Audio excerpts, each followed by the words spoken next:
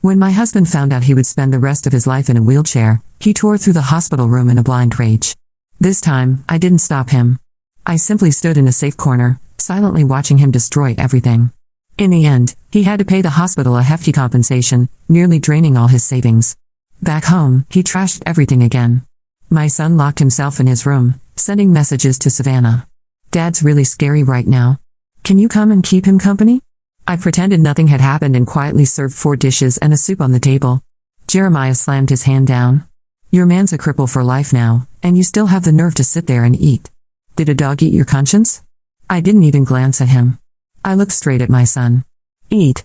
He threw down his utensils, more furious than Jeremiah. "If Dad's not eating, I'm not eating either." "He's right. You're heartless.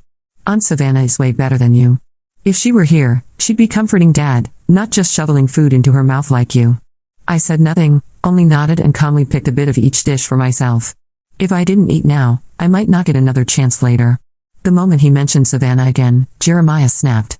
He swept the plates and bowls off the table in one violent motion and, in the chaos, lost his balance and toppled from his wheelchair. In my past life, I had always worried that he couldn't take the blow, constantly giving in only to be repaid with endless insults and abuse. Now I understood, if I meant nothing to him, then why should I care whether he lived or died? "Dad." My son rushed over, but with his small frame, he couldn't do a thing. "How can you still be eating? Don't you see?" Dad fell. "Why aren't you helping?" I continued chewing slowly and deliberately, my full attention on the meal before me. "Diana." Jeremiah roared, eyes bloodshot. "Get over here and help me up or you'll regret it." I calmly set my bowl down and pointed to the scattered food on the floor. "This is your meal.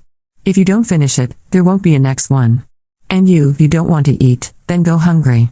I turned and headed upstairs, leaving the father and son still hurling curses behind me.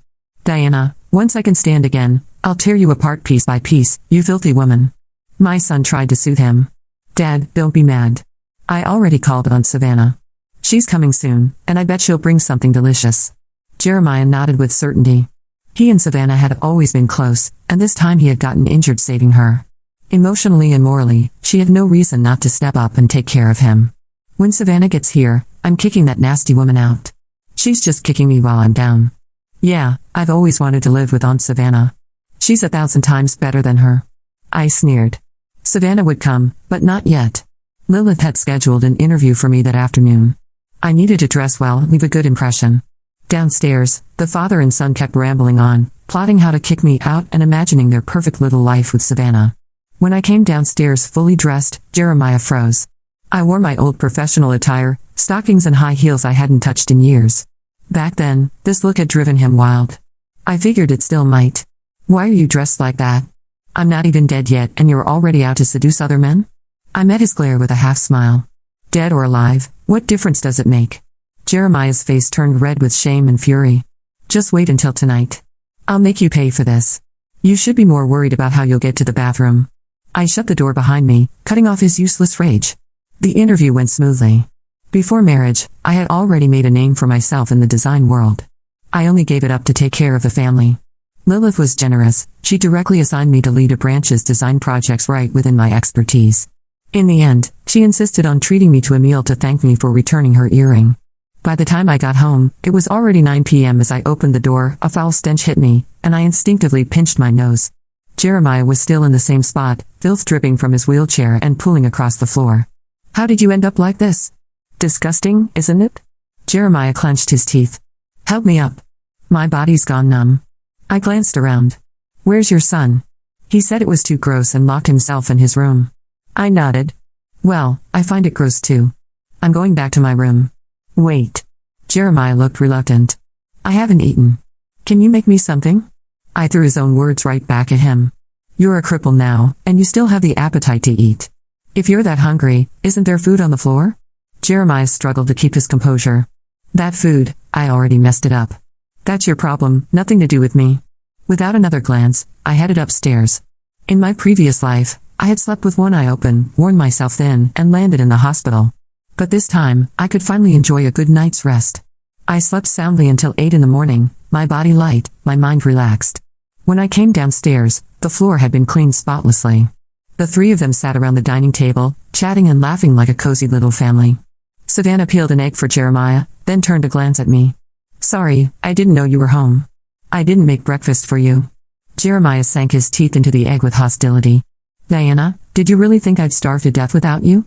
You're wrong. I still have Savannah. She'll take good care of me. She's 10,000 times better than you. My son nodded vaguely, his mouth stuffed. I've never had such a delicious breakfast. Only I noticed the flicker of disgust and irritation in Savannah's eyes. I glanced around and sure enough, there was a phone propped up nearby, silently recording. Savannah's phone was angled just enough to catch every movement at the table, her smile perfectly practiced as she handed Jeremiah another peeled egg. Her tone was syrupy sweet, but I could see through it. I knew exactly why she was recording, building her own little archive of evidence to paint herself as the doting savior while I would be the cold, unfeeling wife who abandoned her husband. The problem for her was that I had no intention of playing the part they wanted. I walked past them without a word, poured myself a glass of water, and leaned casually against the counter. They continued chatting, their laughter a little too forced, their glances toward the camera a little too frequent. Jeremiah made a show of grimacing as he shifted in his wheelchair. See, Savannah? This is what I deal with every day. She just stands there, watching me struggle. Not a shred of compassion. Savannah let out a sympathetic sigh, touching his shoulder lightly. You don't deserve this, Jeremiah. No man does. But you have me now. And I'll take care of you until you're back on your feet. My son's eyes lit up at her words.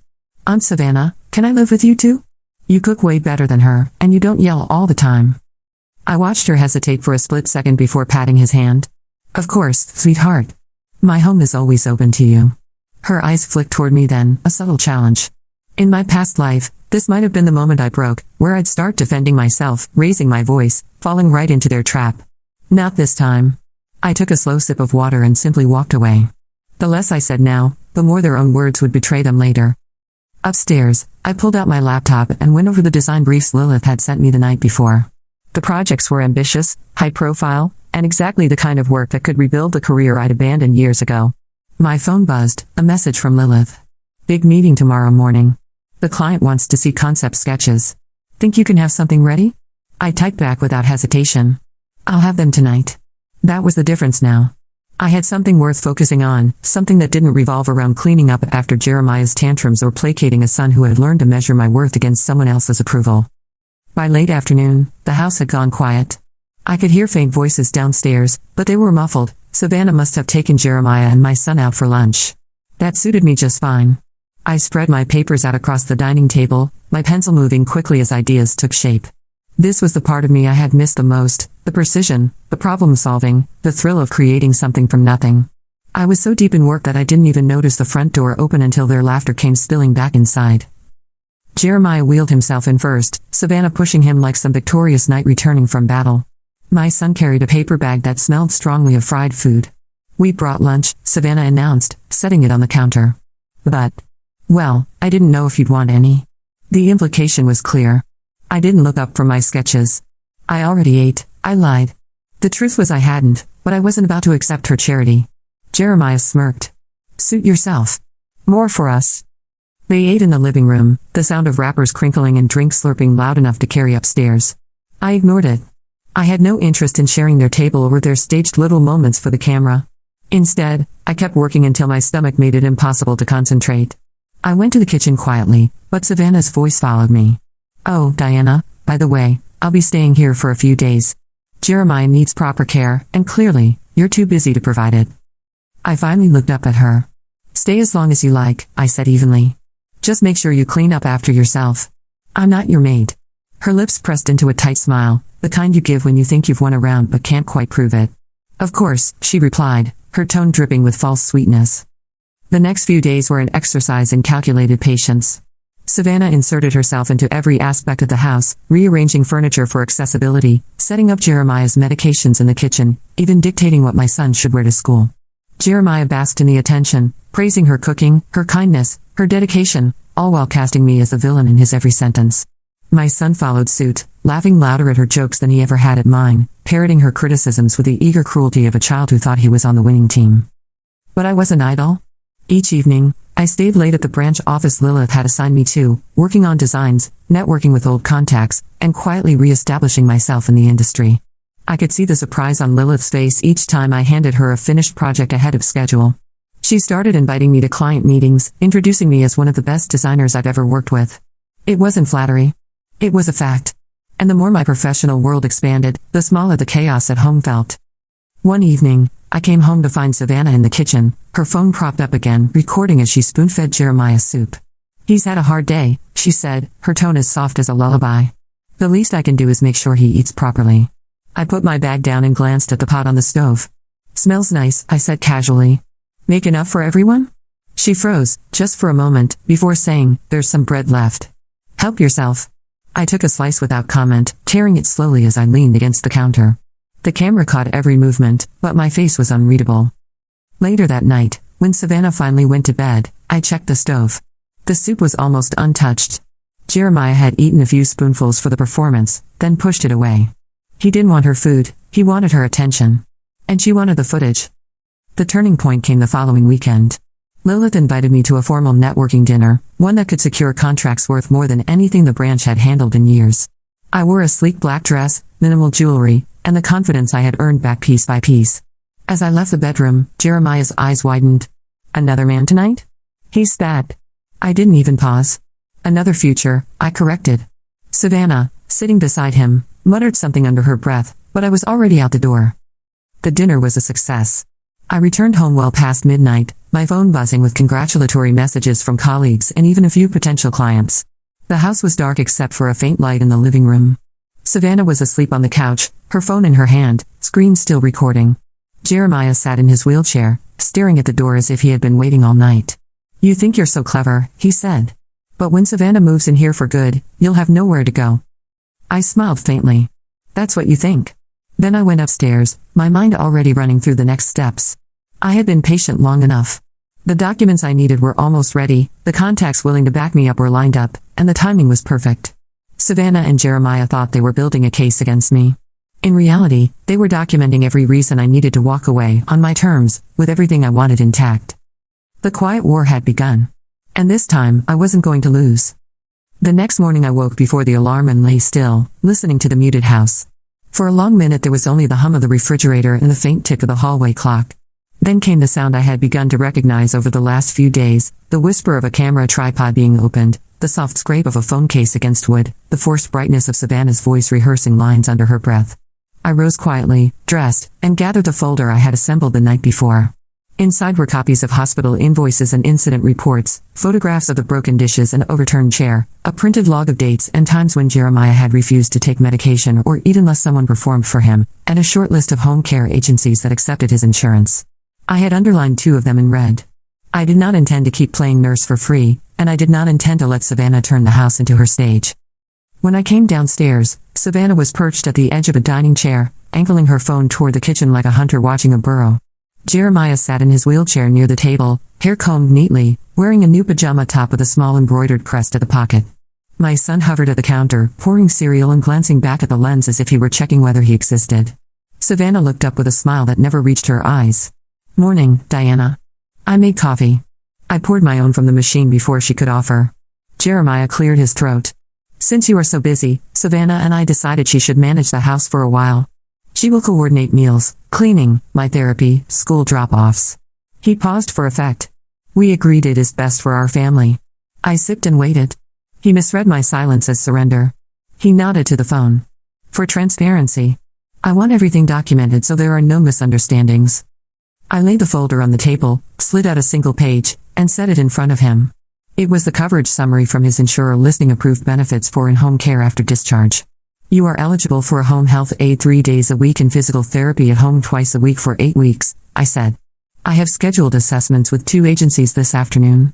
A professional will come evaluate what you need. Until then, no one is moving furniture and no one is changing medication schedules without a clinician's approval." Savannah's fingers tightened around her phone. Her smile flickered. Jeremiah scoffed. "We do not need strangers trampling through. Savannah knows me. She can do everything." "A professional caregiver is not a stranger," I said. "She is trained, insured, and accountable. Also, there is one more thing." I pulled out a written notice I had drafted and signed before leaving the office the night before. It stated, plainly, that recording inside the home without the consent of all parties would no longer be permitted, and that any recording featuring our minor child was expressly forbidden. I placed it next to his plate. Phones can be used for calls and messages. If a camera is out, it faces the wall or it goes away. Savannah let out a soft laugh. What are you going to do, sue me for filming breakfast? I met her eyes. If you publish or share any footage of me or of my child without permission, I will file a complaint and seek an order to stop you. If you continue, I will pursue damages. And if you record Jeremiah's medical routines and mishandle them on camera, I will hand everything to the insurer's fraud unit.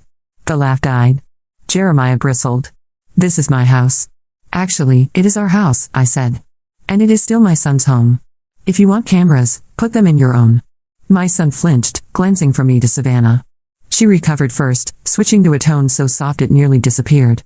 I was only trying to keep a record in case she neglects you, she told Jeremiah, angling the line toward the lens. He reached to squeeze her hand. You are the only one who cares. I did not respond. I simply picked up the notice, walked to the phone prop near the salt shaker, and turned it carefully so the lens faced the wall. I left it there and carried my coffee to the sink. By noon, the house wore the tense quiet of a waiting room.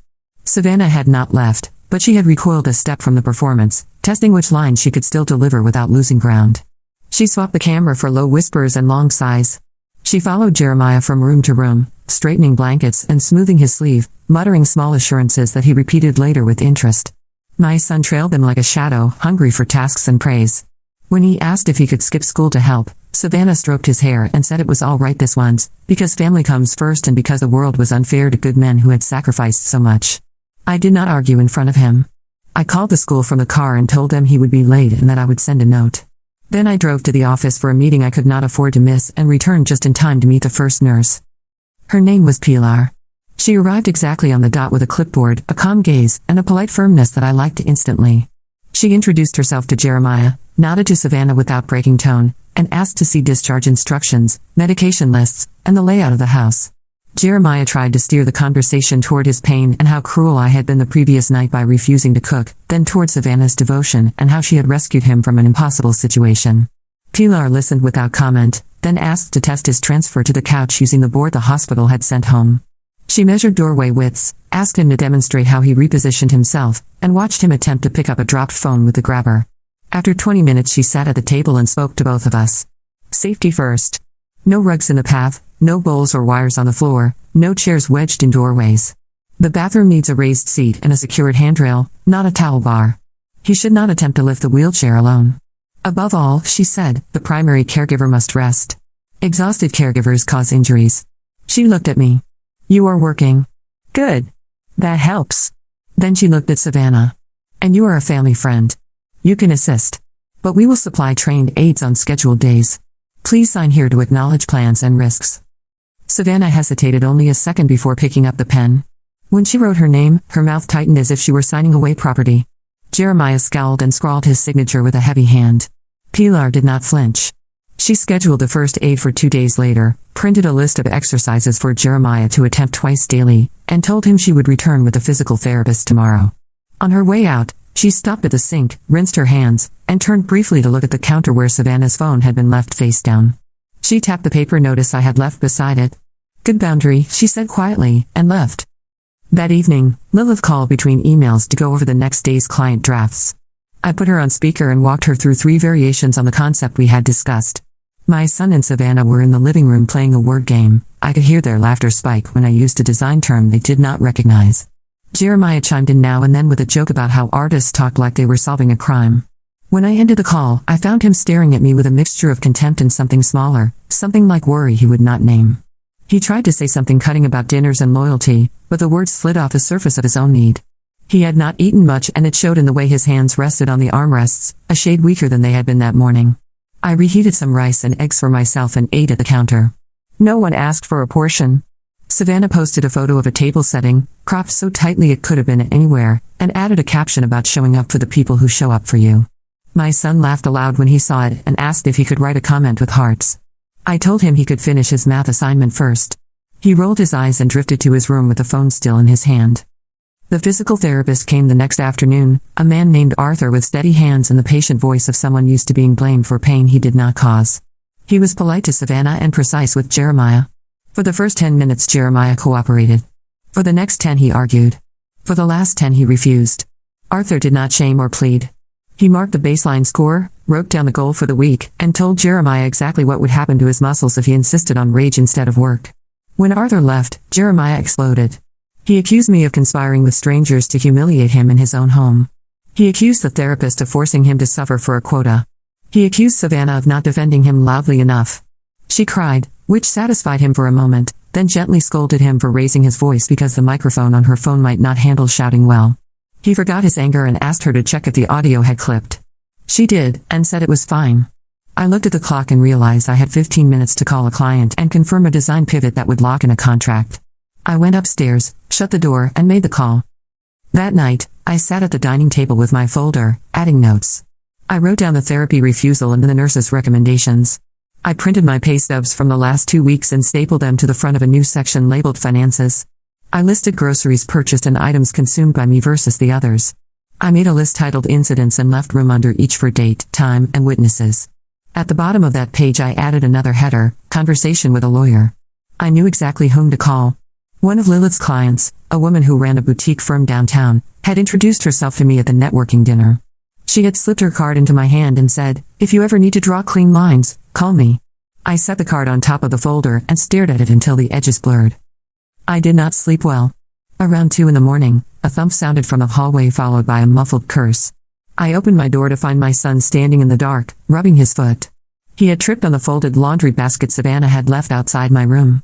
He looked small in the half-light, suddenly younger than his practiced tone at the table implied. "Are you hurt?" I asked. He shrugged, trying to recover the posture he wore for Savannah's camera. "I am fine. I was just going to the kitchen. Do you want water?" He hesitated. "Can I have hot chocolate?" It was summer, but I nodded. In the kitchen I warmed milk on the stove. He leaned against the fridge and watched the pot with the intense seriousness of a surgeon. When I set the mug in front of him, he wrapped both hands around it. "Do you hate Dad?" he asked without looking up. I answered honestly. "I do not hate him." He swallowed and nodded, then said, "Aunt Savannah said you want to send him away." I said, "Aunt Savannah is mistaken. I want him to get the help he needs." He took a sip and asked, "If he gets better, will we be like before?" I looked at the streaks of dried broth near the baseboard. "Before what?" "Before the accident? Before we pretended his anger was love?" He looked up then, noticing my silence and the lines under my eyes. He set the mug down carefully. "Good night," he said, and left. 2 days later, the first aide arrived. Her name was Tanya, and she wore her hair tied back with a blue ribbon and her badge clipped to a lanyard. She introduced herself with a smile that somehow managed to be kind without being permissive. She washed her hands, checked Jeremiah's vitals, and asked him to show her how he transferred. He complained that the board was uncomfortable and the wheelchair seat too firm. She adjusted the cushion, rolled a towel for support, and taught him a method that kept his shoulders safer. Savannah tried to narrate for the phone in a stage whisper. Tanya turned and said gently, "Let us give him a little quiet." Savannah stepped back, stung. After an hour, Tanya wrote down what had been done and what would be attempted the next day. She asked me to sign. Then she handed me a list of household adjustments that could prevent falls and reduce stress on everyone. It was practical, doable, and unsentimental. It made Savannah furious. After Tanya left, Savannah paced the kitchen. She snapped the towel at the counter, rearranged the fruit bowl, and then spun on me. "You are trying to erase me," she said. "You want strangers to replace me so you can look like a saint while I get pushed out." I put my pen down. "No," I said. "I want a trained caregiver to do trained work." She leaned in. "He got hurt because of me," she whispered, "and I will make it right." "You think a name tag makes someone family?" I said, "Family is not a camera. Family is not an alibi." She laughed, a thin sound that trembled on the way out. "Watch me," she said. Then she lifted her phone. I expected another carefully cropped photo of a bowl of soup. Instead she called someone. Her voice dropped into a tone of practiced intimacy. I could not hear the words, but I could hear the cadence. When she ended the call, she set the phone down as if it were a card laid in the center of a table. A minute later there was a knock. 2 women entered with a bag of groceries and a bouquet of flowers. They looked around with the bright, slightly invasive curiosity of people who attend other people's lives for a living. "We are here to film a kindness segment," one of them said. Savannah told us about Jeremiah's accident and how his wife has been absent. I felt something go very still inside me. Savannah clapped her hands lightly. "Surprise. These wonderful ladies run a channel that helps highlight caregivers and gives them the support they deserve. They will deliver meals this week and help raise funds for a wheelchair ramp." Jeremiah's face flushed with pleasure. My son's eyes widened with the thrill of being at the center of a story. I looked at the bouquet and saw the card already addressed to Savannah, not to him. "No cameras," I said. The women exchanged glances. Savannah's voice sharpened. "You cannot stop us from helping." I pointed to the written notice on the counter. You can help. You cannot film in my home without consent. They turned to Jeremiah for permission. He straightened in the chair. I am the head of this household, he announced. I give consent. I walked to the doorway and stood there. Our son is a minor, I said. You film him, you will hear from someone who will make you wish you had read a law book first. The women faltered. Savannah tried to recover with a laugh. We can blur his face. We can shoot outside. I repeated, no filming inside. If you want to leave the groceries at the door, thank you. If you want to build a ramp, we will discuss permits and contractors. But you will not stage my kitchen and you will not turn my family into your content. They left after 5 awkward minutes, clutching their bouquet like a trophy they had not won. Savannah slammed the pantry door and disappeared into the hallway. Jeremiah leveled his gaze at me. You are jealous that people love her. I looked down at the list Tanya had left.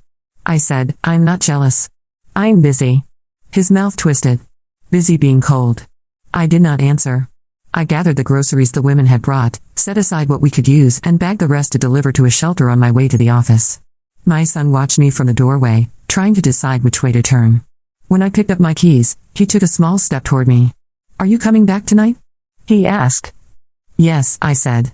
He nodded as if he did not believe me and vanished into the living room. On the drive downtown, I called the lawyer from the card. Her name was Erica. She listened as I described the last week in plain sentences. She asked precise questions and did not flinch at the answers. When I finished, she said, we will not file anything today. We will prepare. I will need copies of those invoices and the incident log. We will separate finances. We will secure your pay. We will set boundaries for custody and communication. If he violates, we act. If she publishes, we act. You will not engage in theatrics. You will collect facts. Can you do that? Yes, I said. Good, she replied. Then go to work and be excellent. It will speed everything. I was excellent. I worked until the evening air slipped purple between the buildings and my inbox went quiet. When I returned home, the lights were low and the living room smelled faintly of antiseptic. Jeremiah was asleep, mouth open slightly, hands relaxed on a folded blanket. Savannah was not there. My son sat on the floor with a math worksheet and a pencil. He looked up when he heard my key. He opened his mouth, closed it, then said, Aunt Savannah had to go out. I nodded and set my bag down. Do you want help with that? I asked. He hesitated, then pushed the paper toward me with a gesture that did not quite concede. We worked in the quiet, erasing and trying again, drawing boxes where carrying would make the numbers less messy. When we finished, he set the pencil carefully beside the paper and said, Why do people on the internet think Aunt Savannah is a hero? I answered truthfully. Because she tells them a story they can understand without doing any work. He turned that over. After a while he said, Is work always the answer? No, I said, but it is the only part we can control. At midnight I woke to the sound of the front door opening. Savannah's whisper carried up the stairs. She was laughing softly, repeating a line as if she needed to hear it echoed back. I went to the landing and looked down. She stood in the hallway with a man I did not know. He wore a delivery uniform with a logo I recognized from the ramp company Tanya had recommended. Savannah brushed his sleeve as she told him where to measure. He looked around the living room, the arch of the doorway, the slope of the small front step. He nodded and began making notes. He did not pull out a phone. He pulled out a measuring tape. It sang out in a bright metal line and snapped back with a positive click. The sound was so refreshingly real that it startled me. He wrote down numbers and never once asked for a shot. When he left, Savannah lifted her phone and filmed the empty hallway, angling the lens so that if you did not know better you might imagine an entire crew had been there. She whispered thank you to her viewers. Then she went to the kitchen and ate in the glow of the screen. The next morning, Tanya returned to find the bathroom rearranged again. She looked at the towels draped over the bar like a makeshift sling and raised an eyebrow at me. I shook my head. She addressed Jeremiah with calm authority. We will do transfers the way we were taught. We will use tools, not towels. He tried to argue, then glanced at Savannah, who had that strained brightness again, and gave in. My son came to watch. He did not reach for Savannah's hand this time. He folded his arms and kept his eyes on Tanya's face as she explained each step. When Jeremiah settled on the couch without jerking his shoulder, my son let out a breath he had not realized he was holding. Tanya turned to him. Do you want to learn how to place the board safely? He looked at me. I nodded. She showed him, and he did it, slowly, carefully, exactly as she had demonstrated. When he was done, Tanya smiled at him in a way that had nothing to do with the lens. Good, she said. You are part of the team now. He looked at his hands as if he had never seen them. After Tanya left, the house felt different. The camera on the counter lay untouched. Savannah scrolled and scrolled, her thumbnail beating a nervous rhythm against the edge of the phone. Jeremiah sat very still, as if surprised by the absence of an audience. My son hovered in the doorway with a question on his face that he did not ask. I went to the sink and washed my cup. The water ran clear and ordinary. I dried the cup, set it in the cabinet, and turned back to the folder waiting on the table. The list labeled Conversation with a Lawyer now included dates and signatures. The section called Finances had 4 new lines where I had redirected my pay. The page called Incidents had neat entries filled with ink, not anger. I did not announce a victory or deliver a speech. I dressed for work, collected my bag, and told my son I would be back by 7. He nodded without sarcasm. Savannah did not look up. Jeremiah muttered something about loyalty that sounded tired even to him. I left the house, locked the door, and stepped into air that felt like the inside of a new room. The quiet war continued, but the terrain was changing. They could still stage their scenes. They could still whisper their versions into any device that would listen. I would not stop them with louder words. I would stop them with contracts, with logs, with work done well and boundaries that did not bend. And when the time came to draw the clean line, I would draw it, not with pity or fire, but with a steady hand. The morning began with a phone call I had been expecting but still found oddly satisfying. Erica's voice was crisp, almost cheerful, as she told me the preliminary documents were ready. The separation of finances, the caregiver boundaries, the clauses about recording and content use, each one drafted in airtight language. We won't file them yet, she said, but we'll have them ready to slide across the table when the timing is perfect. Let them keep talking, Diana. Every word they speak without realizing you're documenting it is a gift. It was a gift they gave freely. When I returned home that evening, Savannah was on the couch beside Jeremiah, both of them staring at her phone. She was scrolling through a comment thread, reading the praise out loud with relish. Look, someone says I'm an inspiration. Oh, and here, you are the kind of person the world needs more of. She let out a modest laugh and glanced toward me as if to check whether I'd heard. Jeremiah chuckled along, adding, they've got that right. You're the only one keeping this house running. My son sat cross-legged on the floor, trying to angle his head so he could see the screen. What did they say about me? He asked eagerly. Savannah smirked. They think you're adorable. A natural caretaker, just like your dad. You should be proud. His smile widened. That was how she kept them hooked, offering just enough flattery to make them hungry for more. I didn't respond. I went to the kitchen, opened my folder, and added a note. 3:45 p.m. Savannah reading comments aloud, framing herself as sole caretaker, involving minor in online attention. Facts, not feelings. Erica's voice echoed in my mind, let the record speak for you later. The next day, I left early for a client presentation. It went better than expected. One of my designs was selected unanimously, and the project lead invited me to submit additional proposals for a second campaign. This was the kind of momentum I'd been working toward, and I felt it in my posture as I walked into the house that evening. But the moment I stepped inside, the smell hit me. Not food, bleach. Strong, acrid, recent. Savannah was in the kitchen, wiping down the counters with an exaggerated flourish. Jeremiah had a little accident earlier, she said, but don't worry, I cleaned everything. You don't need to lift a finger. I glanced at the trash bin, several paper towels stained with what looked like coffee, but the dark splatter on the floor near the dining chair told a different story. Where's Jeremiah now? I asked. She smiled brightly. Resting in the living room. He's had a hard day. When I entered the living room, Jeremiah was watching TV, a blanket draped over his lap. Savannah says you fell, I said. He shrugged. I'm fine. She handled it. I walked closer and noticed a faint red mark on his arm, minor but fresh. Did you call Tanya? I asked. His jaw tightened. No need. Savannah was here. My son, sitting nearby, chimed in. She's better than the nurse anyway. She knows what Dad needs. I didn't argue. Instead, I walked back to the kitchen and quietly typed a detailed account into my phone. Possible fall at approximately 2 p.m. No professional notified. Minor injury to left arm. Bleach used to clean floor. I would print it later for the folder. 2 days passed without Tanya, as Jeremiah claimed he didn't feel up to therapy. Savannah hovered more than ever, filming less but whispering more. She began steering conversations toward the idea of her moving in permanently, for the sake of stability. She said it casually in front of my son, who repeated it later as if it were already decided. If Aunt Savannah lives here all the time, maybe we can have pancakes every morning, he said hopefully. The turning point came on Saturday.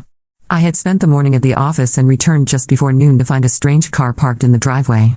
Inside, a man I didn't know was standing in the kitchen with a clipboard.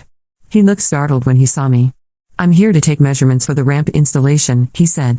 I frowned. Who scheduled you? Savannah, he replied. She breezed in from the hallway just then, all smiles.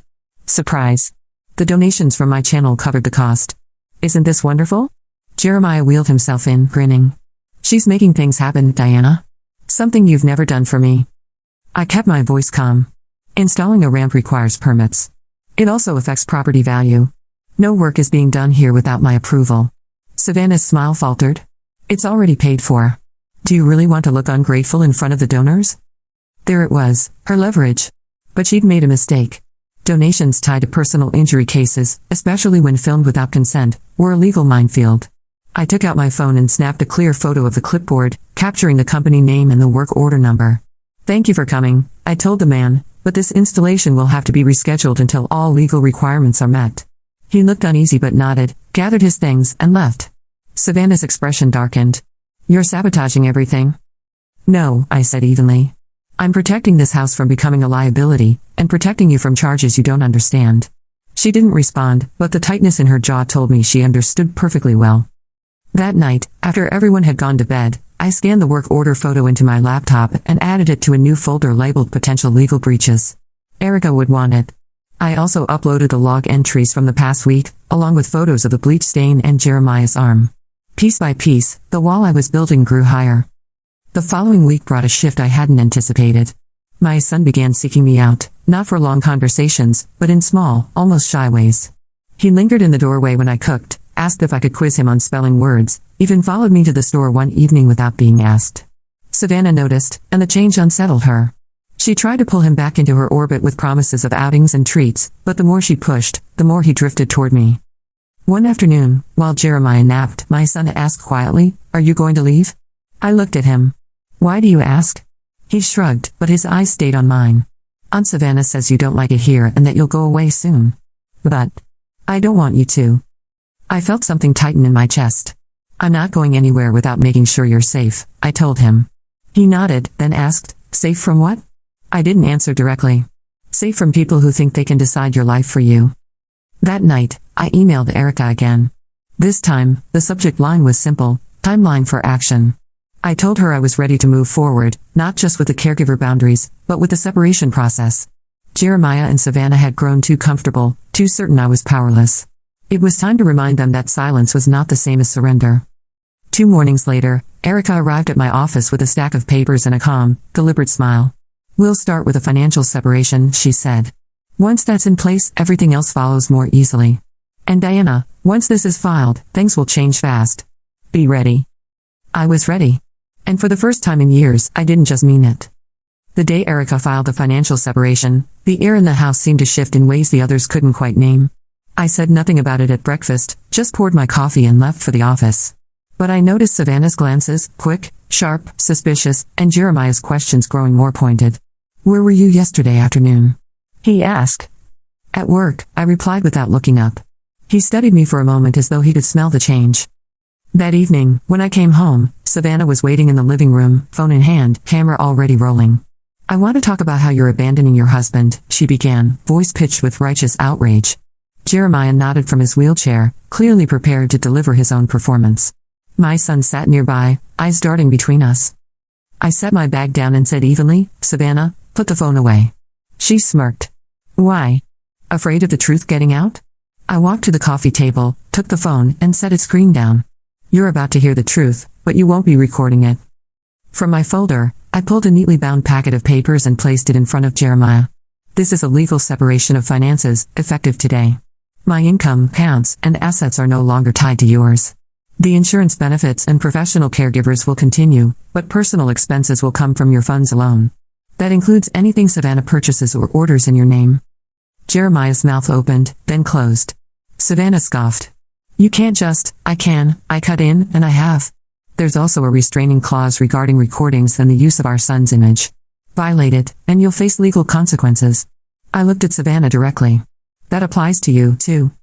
The silence that followed was thick, broken only by my son's quiet, "What does that mean?" I softened my tone for him. "It means the people who take care of you have to follow rules that keep you safe and private." He nodded slowly, as if piecing it together. Jeremiah tried to recover, leaning back in his chair with forced arrogance. "So what, you think you've won? You'll come crawling back when no one else wants you." I smiled faintly. That's where you're wrong. I'm not coming back. This isn't a fight for me, it's freedom. Savannah laughed, but there was no conviction in it. You think anyone's going to believe you over us? She asked.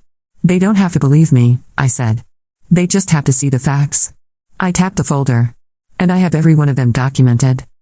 The days that followed were strange. Savannah stopped filming inside the house entirely. The cheery online updates about family recovery vanished, replaced by vague posts about toxic people and misunderstood loyalty. Jeremiah's temper flared more often, but without financial control or the public platform Savannah had built around him, his outbursts lost their audience. My son began spending more evenings in my room, doing homework at my desk while I worked on designs. He didn't say much at first, but his quiet presence spoke volumes. One night, as I was reviewing sketches, he said softly, I like it better when it's just us. I paused, looked at him, and said, me too.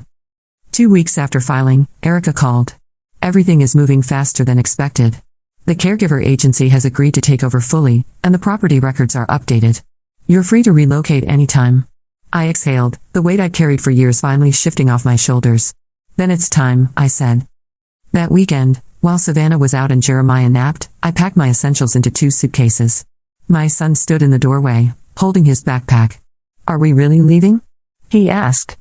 Yes, I said. We're going somewhere we can live without all this noise. He hesitated. What about Dad? I met his gaze. He'll have the care he needs. And we'll have the peace we need. We left without ceremony, slipping out quietly and closing the door behind us. I didn't look back. Our new place was smaller but filled with light. No cameras in corners, no staged conversations, no constant performance for an unseen audience. Just the sound of pages turning when my son read at the table, and the rhythmic scratch of my pencil on design paper. Jeremiah tried calling a few times. Savannah sent one long message full of accusations and self-pity. I forwarded both to Erica and then blocked them. The quiet after that was absolute, and it was beautiful. One evening, my son looked up from his homework and asked, So, is this it? The new life? I smiled. Yes. And this time, we decide what it looks like. For the first time in years, I felt the ground under my feet, solid, steady, and entirely mine. The war was over, and I had won without ever lowering myself to their game. All I had needed was patience, proof, and the certainty that I deserved better. And now, finally, I had it.